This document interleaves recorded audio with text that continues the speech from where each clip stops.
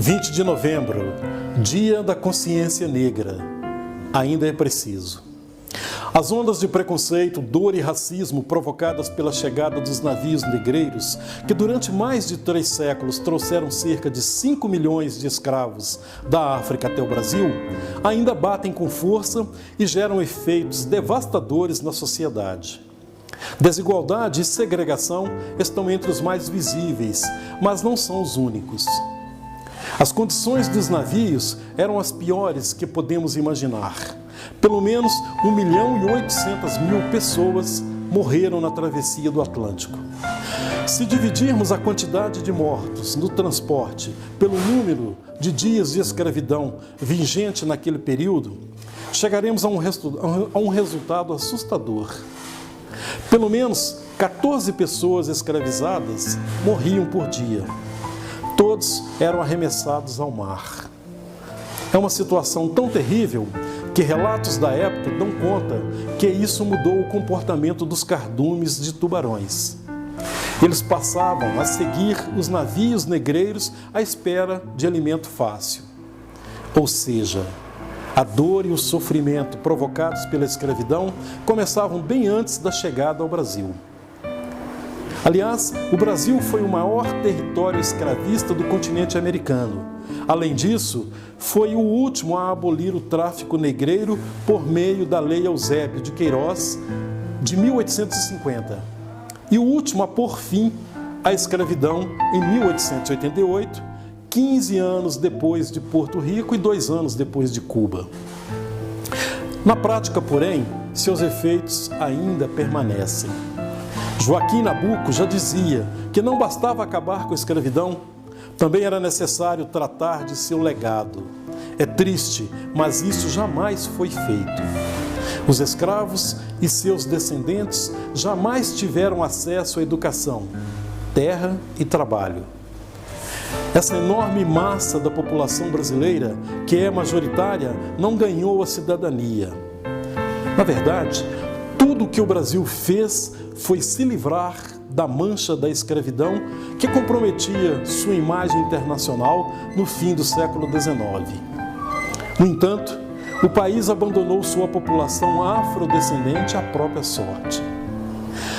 Há um desnível imenso entre os descendentes de europeus e descendentes de africanos do Brasil. E isso vale para qualquer item: renda, moradia, educação e insegurança. Olhe para as periferias, olhe para as favelas, olhe para os presídios. Os negros estão sempre, aliás, nas piores condições. Os mais importantes cargos da administração pública, os diretores de empresas privadas, os professores de universidades, escritores, médicos, advogados, diretores de cinema e teatro. Basta olhar, quase nunca são negros. O que é absurdo, vista a importância central da presença do negro na cultura, na política e na economia do país.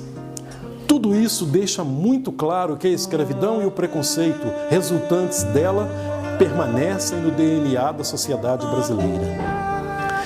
No Brasil, sem acesso à terra e sem qualquer tipo de indenização por tanto tempo de trabalho forçado, geralmente analfabetos, vítimas de todo tipo de preconceito, muitos escravos permaneceram nas fazendas em que trabalhavam, vendendo seu trabalho em troca da sobrevivência. Aos negros que migraram para as cidades, só restaram os subempregos, a economia informal e o artesanato. Com isso, aumentou de modo significativo o número de ambulantes, empregadas domésticas, quitandeiras, sem qualquer tipo de assistência e garantia. Muitas ex-escravas eram tratadas como prostitutas. Os negros que não moravam nas ruas passaram a morar, quando muito, em míseros cortiços. O preconceito e a discriminação e a ideia permanente de que o negro só servia para trabalhos duros, ou seja, serviços pesados, deixaram sequelas desde a abolição da escravatura até os dias atuais. Ser negro no Brasil de hoje é conseguir abandonar o desejo de embranquecimento, é buscar uma identidade que lhe foi amputada, aniquilada sem piedade, no processo mercantil de tráfico de escravizados através do oceano, prática admitida pelo Estado até as últimas décadas do século XIX. Em termos práticos, é possível afirmar que o trabalho escravo nunca foi abolido totalmente no território nacional. Eis aí uma razão categórica para as reflexões do 20 de novembro, e que essa nos inspire a empatia coletiva, quer seja compreender que as dores pesam de jeitos diferentes dentro de cada ser e que a imensa e dolorida carga do que lhe parece fácil pode estar nos ombros do próximo. Que o discernimento promova em nós mais respeito e nenhum preconceito.